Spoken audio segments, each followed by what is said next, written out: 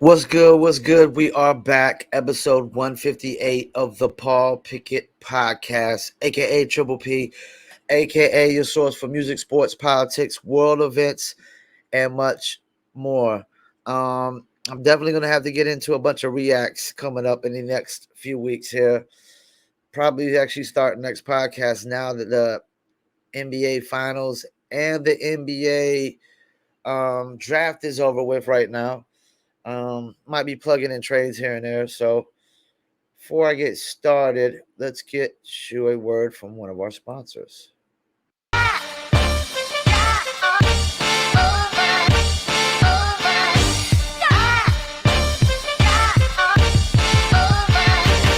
dizzle ain't no joke, got me addicted, ain't no coke.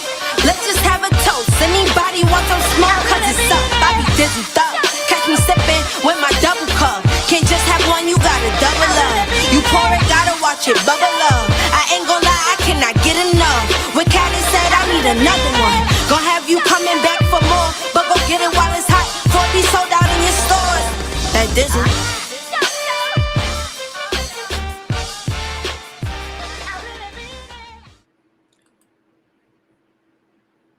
That's right. That Dizzle Premium Luxury Liqueur, mixture of agave tequila, cognac, and orange liquor mango mix.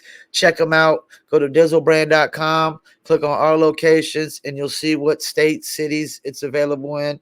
And if it's not available in your city or state, that's fine. As long as you're 21 and over, click on our locations, click on one of the top three links, and you can order your very own bottle or bottles of Dizzle Premium Luxury Liqueur. Must be 21 and over. Shipping and handling is included. And I will be ordering a few more bottles for myself these coming up next couple of days because Dizzle is not available in North Carolina, but is available in California, Kansas, Oklahoma, and definitely moving throughout the Midwest. And it started in California, created by one and only Mike Dizzle.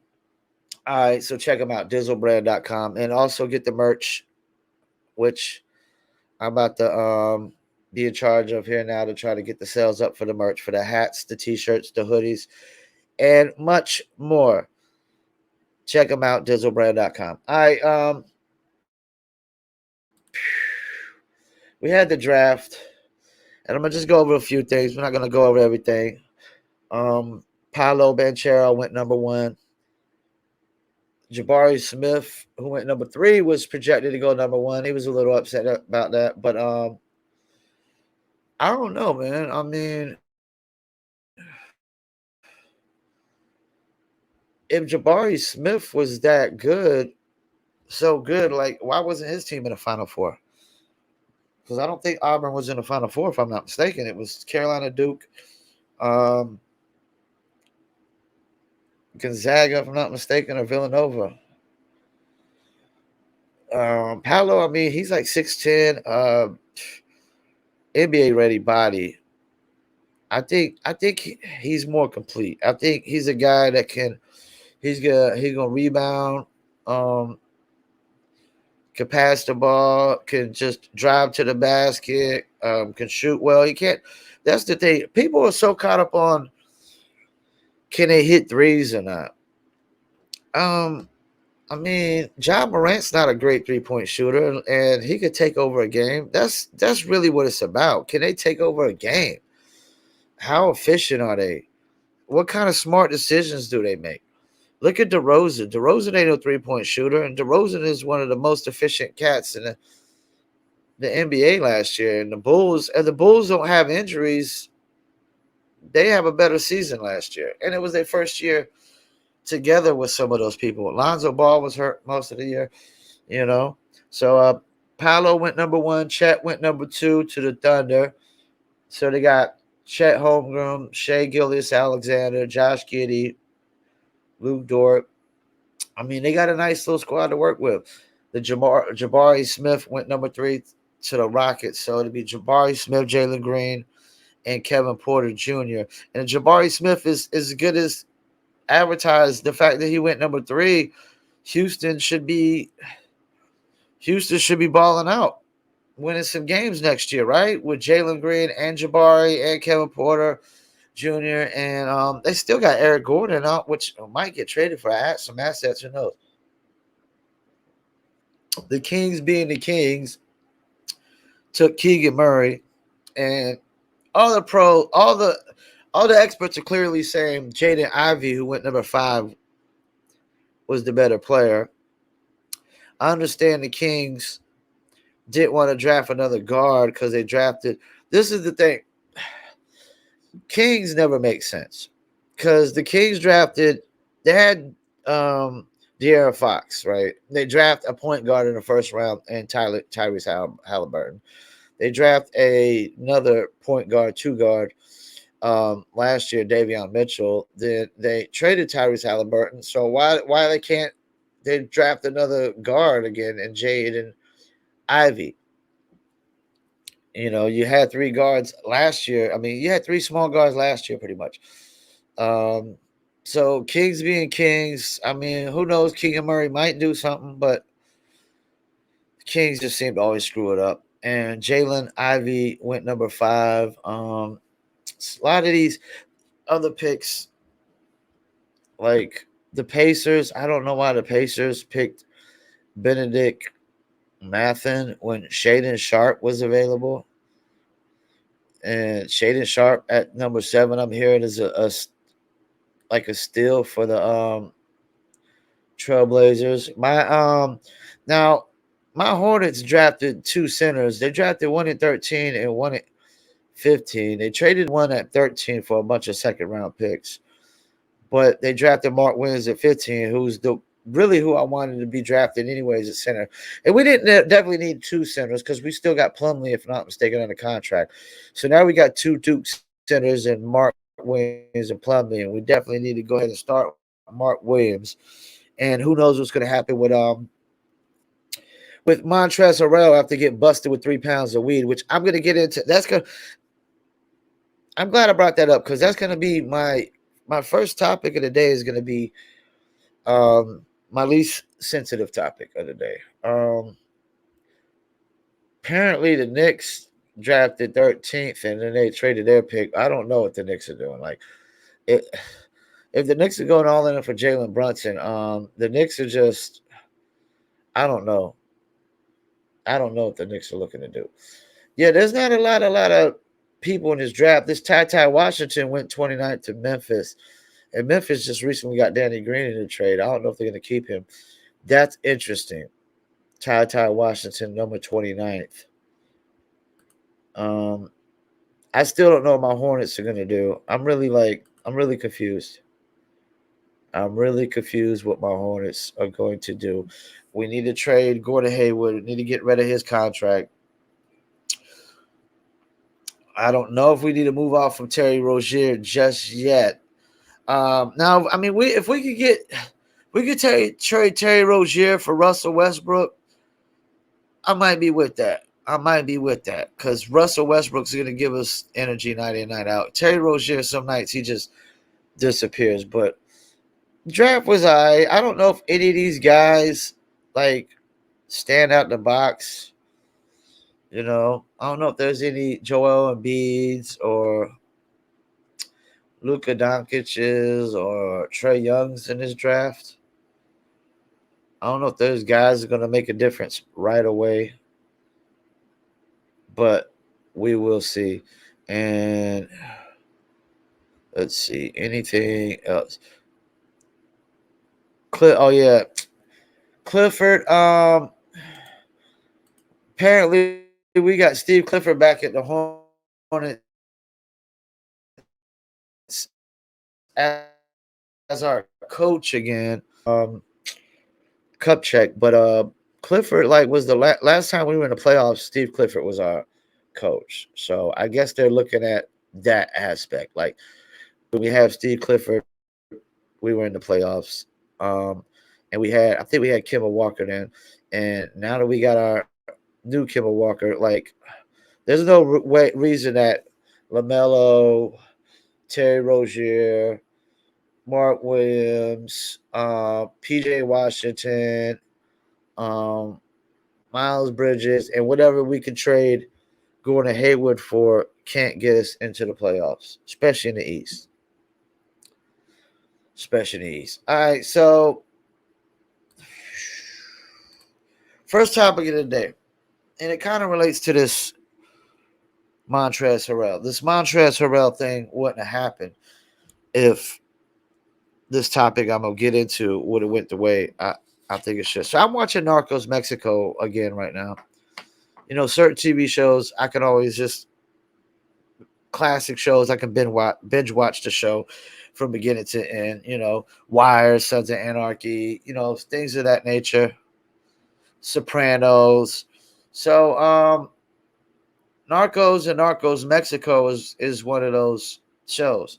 So Narcos Mexico, I'm watching it, and anybody's familiar with it or not familiar with it, it's basically around the time when Mexican cartels like organized and came together, they basically did it to have a monopoly on the marijuana market.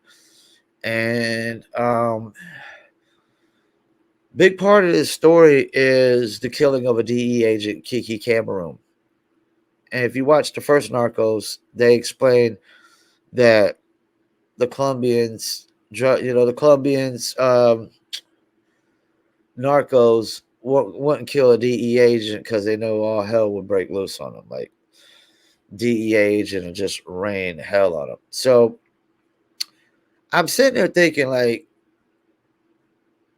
Agent Kiki Cameron's life could have been avoided if marijuana was legal first place. Like when Europeans first came and settled in America, Native Americans were already smoking marijuana. And it was legal then, it should stay legal. Like people made marijuana this we let Reagan sit there and put out this horseshit bullshit view that marijuana is the gateway drug. No, you know what's the gateway drug? You know what the gateway drug is? Peer pressure. Peer fucking pressure. Peer pressure is the gateway drug. That's the gateway drug. Because that's the gateway drug to people smoking weed and to doing heavier things. Um, I've always argued if cigarettes and alcohol are legal, why is marijuana not legal? Marijuana should have always been legal. It's never the only reason, like, this is the thing. Nobody in America, nobody was killing nobody over weed.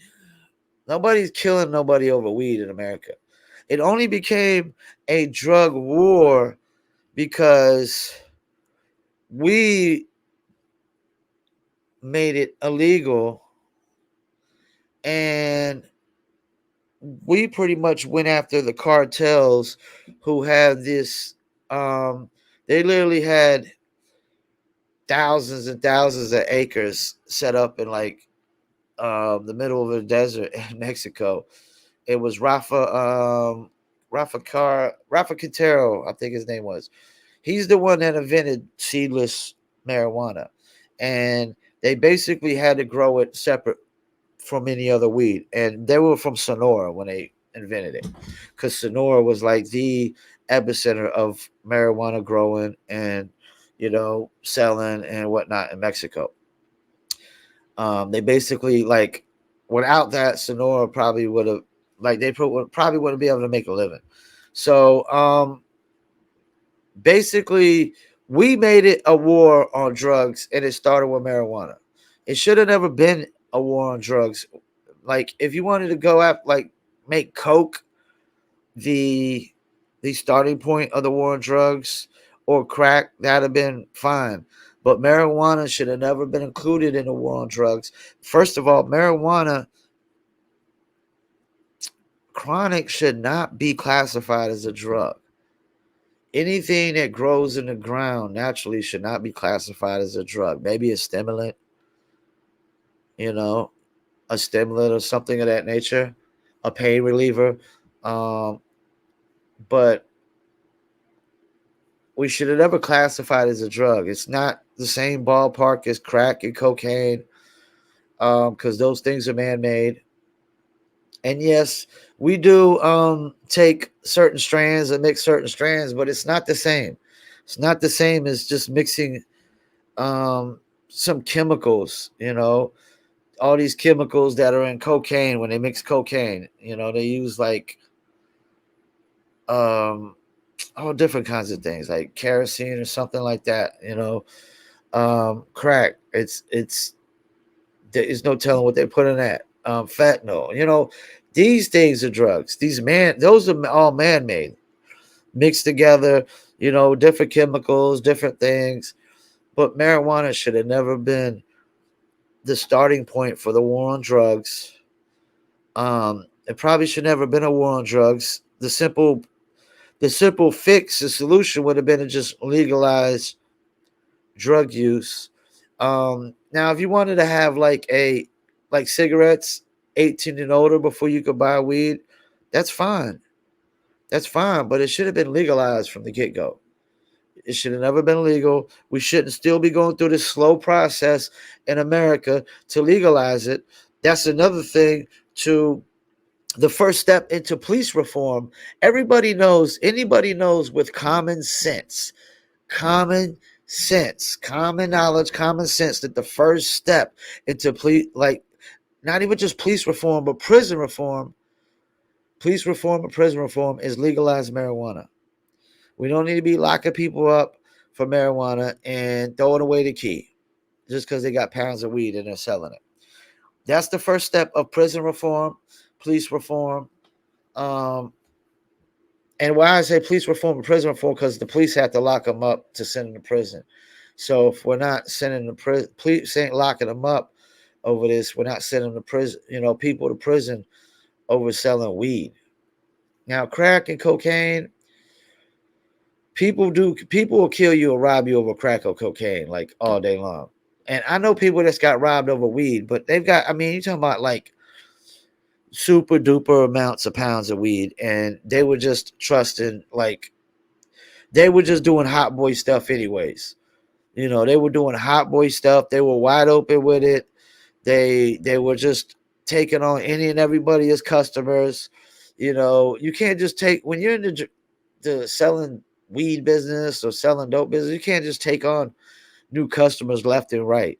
Like, unless it's referrals, unless that's the only way you're really supposed to take on new customers in the drug business. Like, anybody I cop chronic from is not gonna, like, they don't just take on new customers unless somebody that they truly know and trust has referred this person and said that they truly know him and trust him.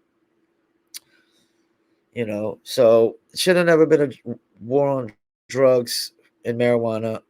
Kiki Cameroon would probably still be alive if there wasn't.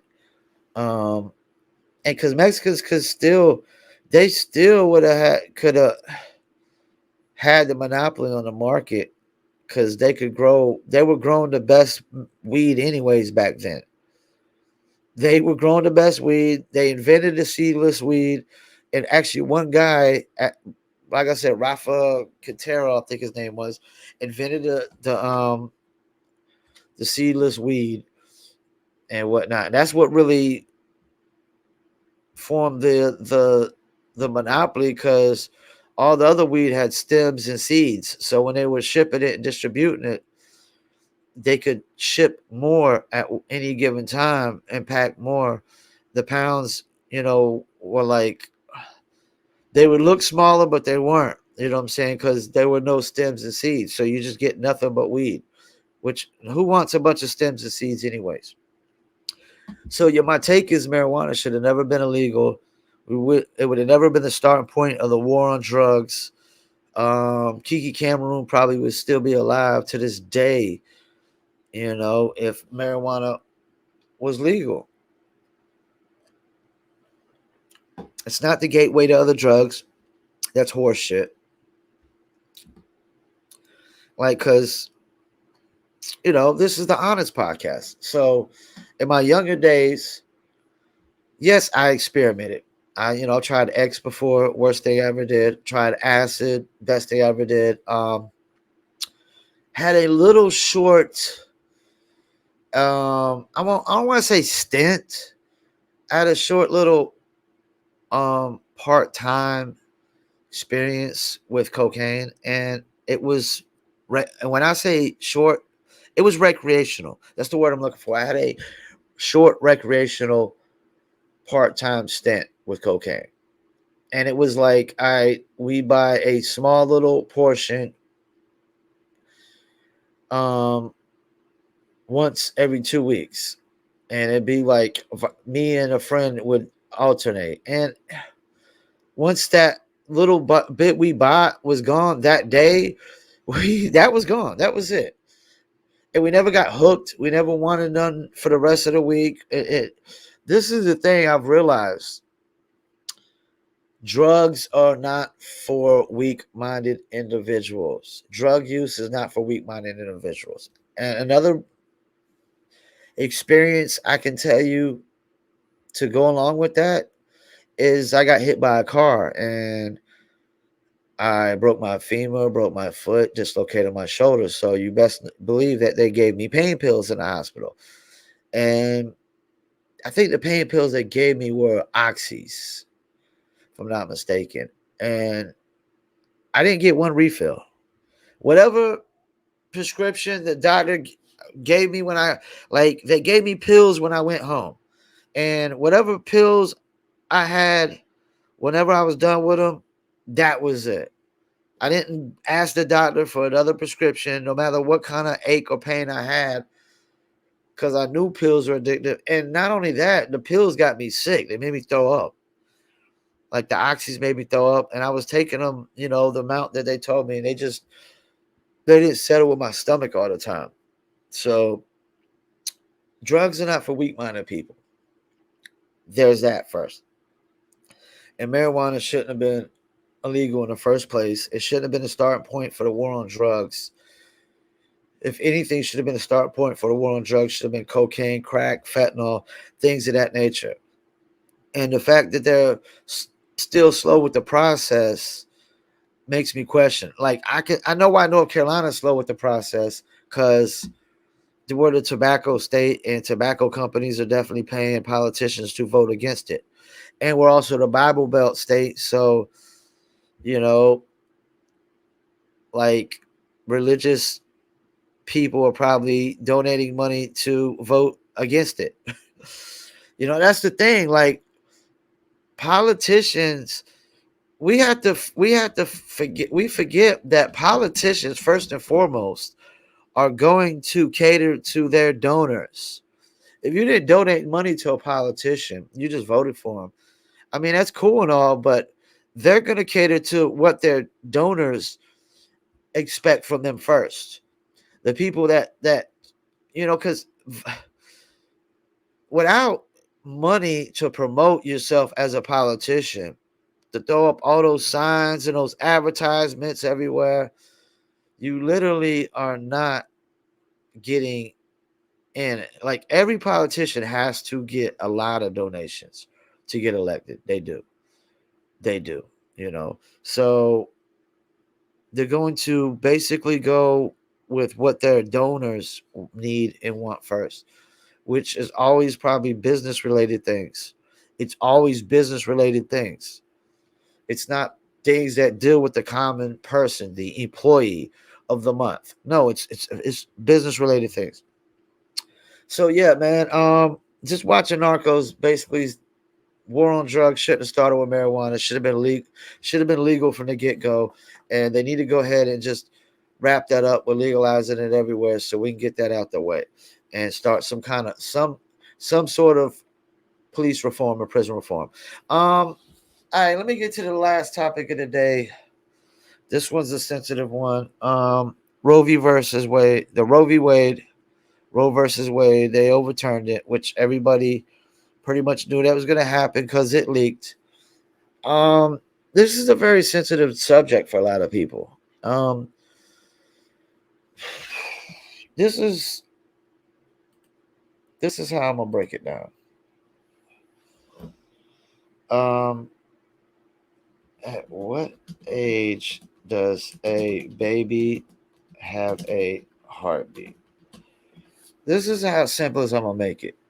A fetal heartbeat may be first be detected by a vaginal ultrasound as early as 5.5 to 6 weeks.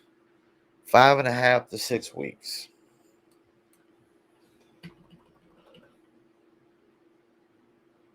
What's the latest amount of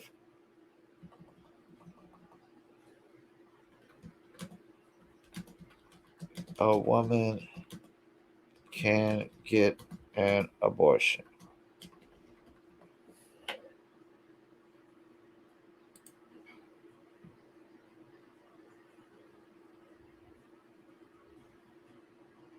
Okay, I guess that varies in different states, but this is the thing. My take is if a baby could have a heartbeat in 6 weeks, which is 1.5 months, um, I'm gonna say that if you have an abortion, once it has a heartbeat, you can't get an abortion. As far as I'm concerned, you're a cold-blooded murderer. You're a cold-blooded murderer. You'll kill anybody if you'll kill a baby once it has a heartbeat. That's my take on it. Before a heartbeat, I get it's hard to say that it's a life if it doesn't have a heartbeat. You can't really if it doesn't have a heartbeat, you can't really say it's a life. You can't really say it's a life. It's still growing into a life, I would say, just from common knowledge. All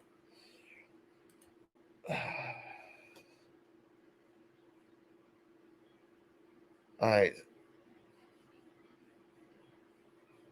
So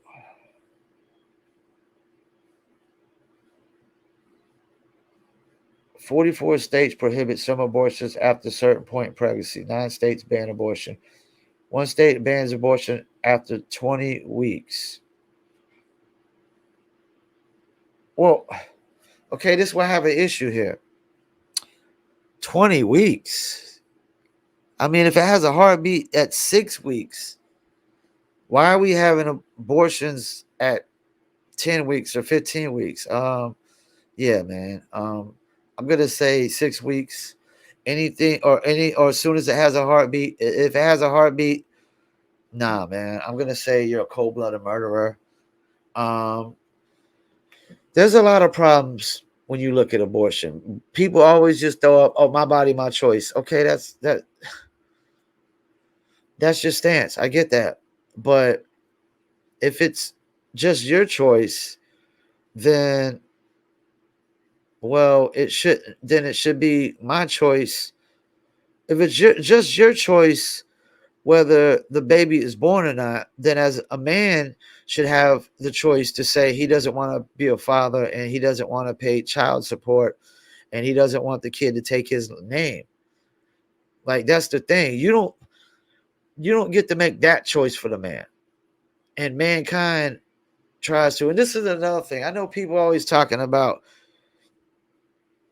gender equality. Well, there's no gender equality in this situation because a woman could go behind a man's back, never tell him she was pregnant, and get an abortion, and he would never know. And I would argue that 70% of women that get abortions do that. So I would argue that 70% of women that get abortions cannot be trusted in a relationship one bit. There's zero trust in a relationship if you get pregnant in a relationship and you don't tell the man you're pregnant and you go get an abortion. He can't trust you one bit after that. You're a two-faced, lying, backstabbing bitch. Yes, I said it. You're a two-faced, lying, backstabbing bitch because you'll do all those things. You'll backstab, lie, and all that thing. It creates dishonesty between relationships, and me as a man knowing that 70% of women that get abortions probably lie behind a man's back and don't tell him. makes me not trust 50% of the women in this world. And like me and my friend were debating this, and he was bringing up rapes and stuff like that. And I told him, I was like, that's probably like 1%. 1%. So when I looked it up, what do you know? Right on the dot.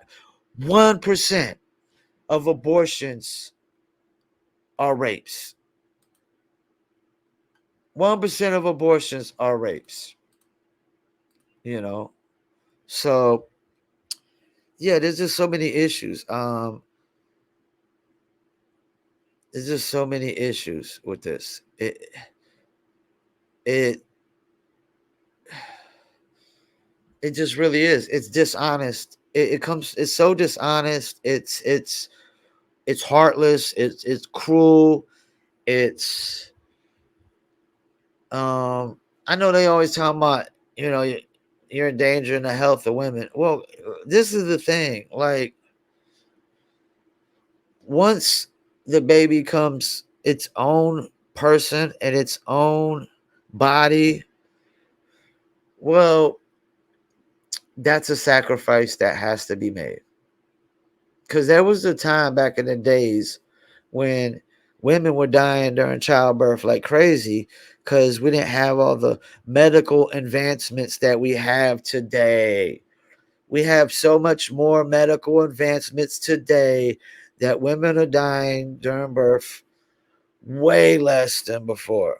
And that's always been the risk of birth. My puppy, she's never had, my dog's never had puppies, but if she was, that's a risk she would be taking, having puppies. And I'm not going to sit there and, like, yeah, make the decision for my dog for her to abort her puppies. You know, I think pro-abortion people are definitely anti-life. They're anti-life. So I don't I don't want to be associated with anti-life people. I don't want anti-life people in my circle, in my friendship circle. Anti-life people don't care about me. So why do I care about them? Um, yeah, it's a very touchy subject. It's very sensitive. I know a lot of people think this is going to help the Democrats during voting. I don't know I still don't know that this is going to be a bigger issue than inflation, the gas prices. I still think the gas prices are going to dictate voting more than anything. And I mean, the fact that all these women out here are just cool with killing babies, killing life, destroying life, um, it really sours my taste on women right now. Like, women are some selfish species. They're the most selfish creatures on the face of this earth. Women are. It's all about them. you know First date, oh, the man's got to pay. It's all about them. The man's got to go the extra mile to please them, to try to get with them. No, man. Like, why? And I hear all these women make all these horse shit of, lies, talking about, how they got to do everything in a relationship. How is that when the man is the one that had to do everything from the get go? The man's the one that had to pay for dinner. Like, if it's dinner, movie, and the hotel on the first date, the man's paying for all of it, and it ain't gonna be cheap. And then he's gonna be paying all the way up to the point when they get married, more likely. You know, when they have kids, okay, who gets to sit home for months at the time with just the kids? Why the man has to pick up extra hours just to pay the bills and put the baby. I mean, like, this is women only want equality in certain places, and there's no equality in abortions, and there's no equality in child support and child custody cases, all those things. That's the thing. Those are man-made laws, supposedly, that cater nothing but the women. Divorces, child custody, abortion. I mean, a man has no say so whether you abort, you know, like that's the thing. It takes two to make a baby, but only one gets the choice.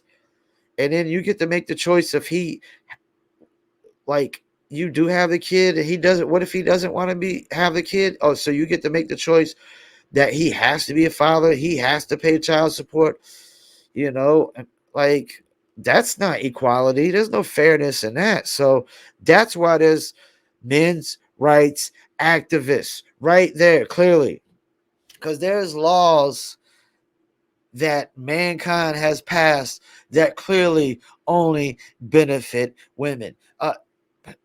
Another one, welfare. I can tell you right now, a single man with a child is not getting all the welfare that a woman is getting. He might get food stamps, and that's about it. They ain't giving him no low income housing and things of that nature, man. No, stop it. Women are getting welfare across the board. A single man with kids is only going to get the littlest welfare possible. He's still going to have to go and work super duper hard, you know. So yeah, man. It does this abortion thing doesn't bode well for the future of relationships in America, because all this says is we're trying, we want to empower women to lie, go behind a man's back, lie. Um, and a lot of these women getting abortions because they cheated and they got pregnant with another man's baby. Once again, lying, cheating, and killing and destroying lives just because you, were sinful. You were doing the dirt. You know, yeah. I'm just not with killing life that has a heartbeat. Once it has a heartbeat, I'm like, I'm sorry, you're just a cold blooded murderer as far as I'm concerned. You're anti life. That means scumbag, piece of shit, not nobody that I want in my life. I only want people that care about life in my circle. My friends are the kind of friends that are honest, trustworthy, and if somebody murders either one of us, we'll get revenge. We'll revenge each other's deaths. That's the kind of friends I have. That's how much they value life. If I was to get murdered and cold blooded by somebody, cold blooded murder, like abortion is once they have a heartbeat. If I was to have cold blooded murder committed on me, you best believe that one of my friends is getting revenge.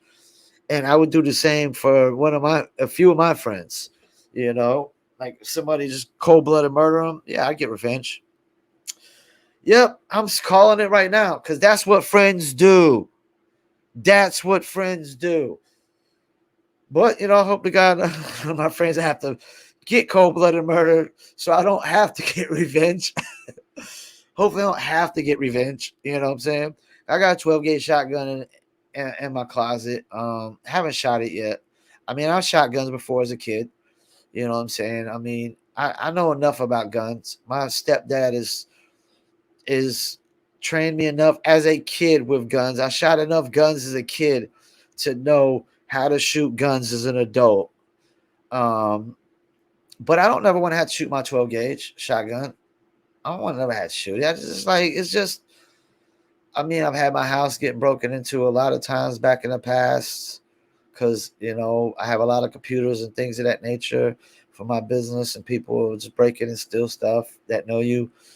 And even though I don't allow a lot of people in my house at all, just to be safe. And I don't want to never have to shoot nobody with my gun, man. I don't want to never have to shoot nobody. So hopefully nobody ever breaks in my house while I'm here.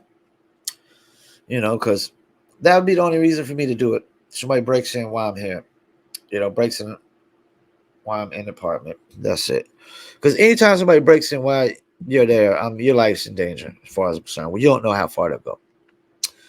All right, let's about to hit you with a commercial from another one of our sponsors.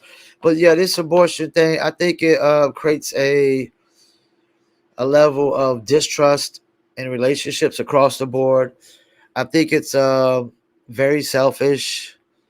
Um, I think once they have a heartbeat, it's cold blooded murder.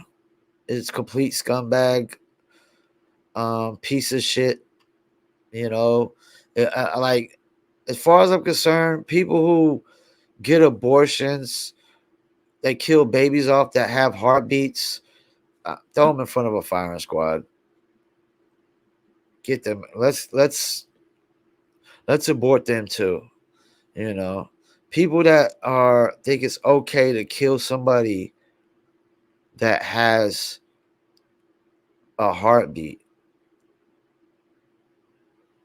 just cause, you know, abort them as far as I'm concerned. I mean,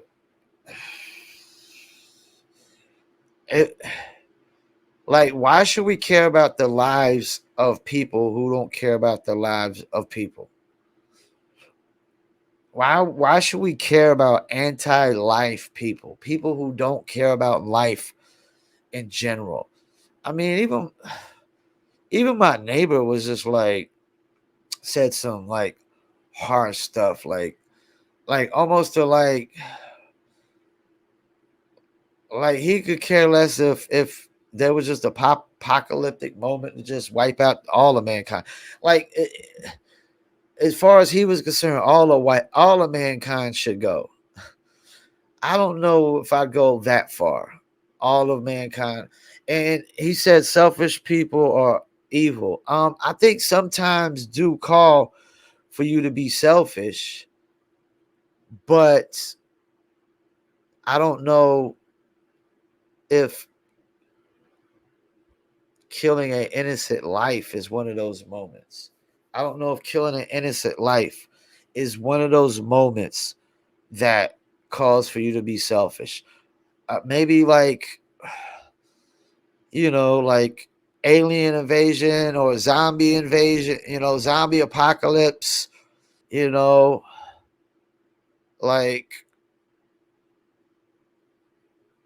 maybe like Ukraine, Russia kind of war thing, where you just got to worry about protecting your life and taking care of your life and, thing of that nature. But I don't know that killing an innocent life is ever a situation that calls for you to be selfish into protecting your life over an innocent life that done nothing. We're talking about zombie apocalypse and things of that nature that have never probably happened.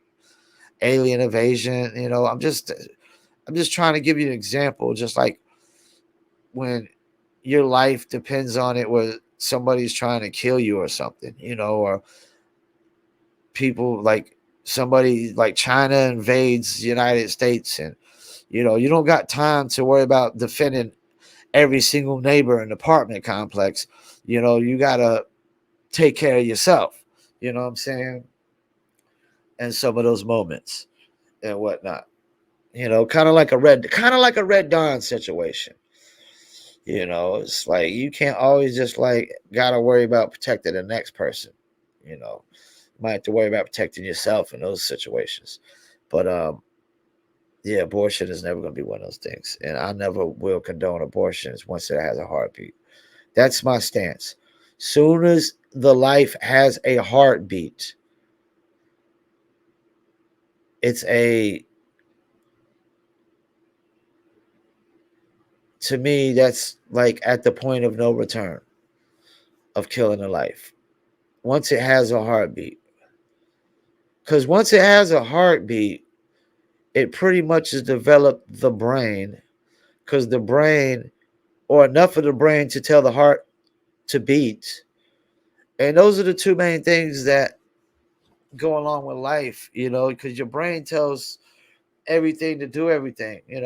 My brain is telling my heart to beat, my lungs to do whatever they do, organs to do whatever they do, and it's crazy. It's like your brain is it's like a computer. It's already programmed, like it's software in there.